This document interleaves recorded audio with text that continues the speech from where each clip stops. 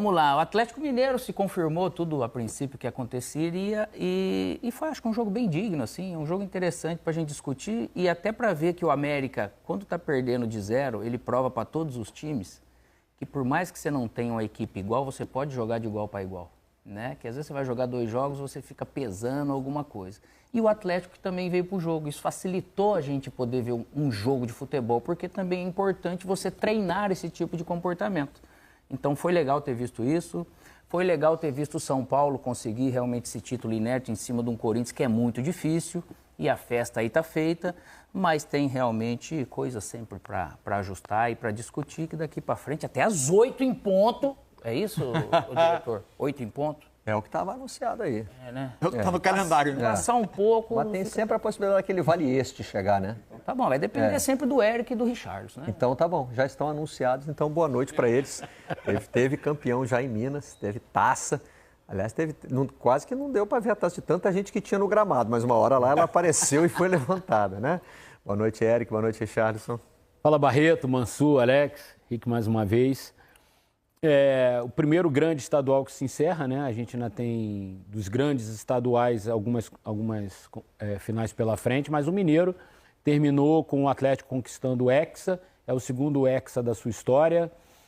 Na era profissional do futebol mineiro, o Atlético é recordista, conquistou o seu título de número 50 e 2 vezes foi hexacampeão. O América tem um decacampeonato, mas é numa era pré-profissionalismo, né? Então, para o torcedor do Atlético, que começou o ano desconfiado, o Atlético bateu na trave de ser eliminado na fase de classificação, né? Porque começou também a competição com um time reserva, cheio de garotos e tal. E aí, a partir daquele clássico contra o Cruzeiro na fase de classificação, venceu, o time dali decolou e vem encontrando um jeito de jogar com o Cuca, né? Durante a transmissão, eu e o Rick comentamos muito, porque foi o segundo jogo seguido que não teve o Hulk, né? E acho que isso talvez seja importante para o Atlético ao longo da temporada. Tentar diminuir essa Hulk dependência que o time tem nos últimos anos. E eu acho que é um trabalho que o Cuca vem tentando fazer. Achei que o Coelho fez um bom primeiro tempo, a gente está vendo ele cabecear. O Rony também se movimentou bastante, criou algumas possibilidades. O Atlético ainda não teve o Júnior Santos, mais uma vez, machucado, estava até na arquibancada e tal, vendo o jogo. O Hulk ainda ficou no banco, entrou no finzinho ali só para poder participar da festa em campo e tal. Então eu acho que essa é a missão do Atlético. O Atlético confirmou o título, deixou para trás o seu grande rival, o Cruzeiro, que nem a final chegou, e acho que isso internamente tem um valor, tem um impacto. Também o Cruzeiro investiu muito, então para essa conquista também teve esse sabor especial para o atleticano, né? E ao final do jogo o Cuca falou que assim, o nosso elenco não está pronto ainda. Então é interessante essa noção do Cuca de que precisa de mais para os desafios maiores que vem em 2025. Só pegando um gancho do que o Eric falou sobre o Cruzeiro, nesse Hexa, o América fez mais finais do que o Cruzeiro. Exato. 3 contra o América, 2 contra o Cruzeiro, 1 contra o Tombense. E aí, Richarlison? Boa noite, Barreto, Mansur, Alex, todos que nos assistem. Boa noite, Eric, mais uma vez. Eu acho que tem algumas coisas legais e interessantes desse começo de temporada do Atlético. Primeiro, né, a volta do Cuca. E o Cuca já demonstrou quando ele inicia-se em algum clube, ele tem uma capacidade enorme de fazer bons times. É um treinador que gosta disso, de ele ter, né, a possibilidade de colocar o nome de cada um ali para o diretor, para o presidente, e tentar contratar aquilo que ele quer como ideal para o time dele na temporada. E o Cuca tem feito isso, né? É um Atlético que perdeu, na minha opinião, um dos seus melhores jogadores o ano passado, que foi o Paulinho. E todo mundo ficou meio ressabiado, quem vai vir, quem não vai, quem vai contratar, e contratou o Rony, que já vestiu a camisa. Para mim parece que o Rony está 2, 3, 4 anos no Atlético, como ele entendeu o que é jogar no Atlético. O próprio Coelho, que mais uma vez hoje fez um belíssimo jogo, também já vestiu a camisa, já entendeu. E algumas coisas que é do Cuca, que é natural do Cuca. Essa questão da versatilidade, essa questão de apresentar maneiras de jogar diferentes com os mesmos jogadores. Hoje, mais uma vez, ele opta sem o Hulk para colocar o Rubens. E o Rubens hoje fez uma função como se fosse um segundo volante do lado do Alan Franco, liberando um pouquinho mais o menino. Então, essa versatilidade de característica que o Cuca tem dado certo nesse começo, e principalmente a parte defensiva. Os 5 jogadores defensivos não mudaram ainda desse novo time do Cuca, que é o Ederson no gol, o Natanael com o Lianco, o Júnior Alonso e o Arana. Esses 5 têm feito um começo de temporada muito bom.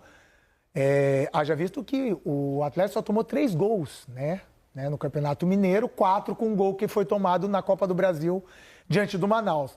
Dito isso, é um bom começo do Atlético, é um começo promissor. Agora, é que eu falei na transmissão, o chicote começa a estralar. Que agora começa um Campeonato Brasileiro, onde o investimento do Atlético não vai ser igual ao do ano passado. Começa uma Copa do Brasil que vai começar a funilar ainda mais com jogos mais competitivos.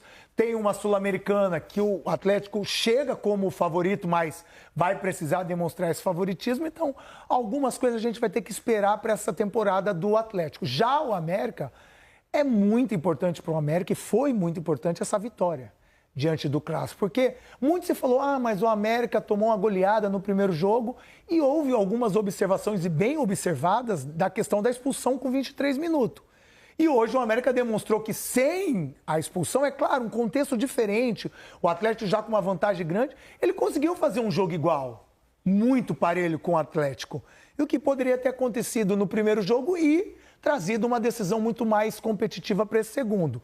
É um América que não tem um investimento muito grande para esse ano, mas tem dentro do seu maior objetivo a volta para o Campeonato Brasileiro em 2026. Dito isso, vai ter um 2025 difícil numa Série B, que a gente sabe que é muito competitiva.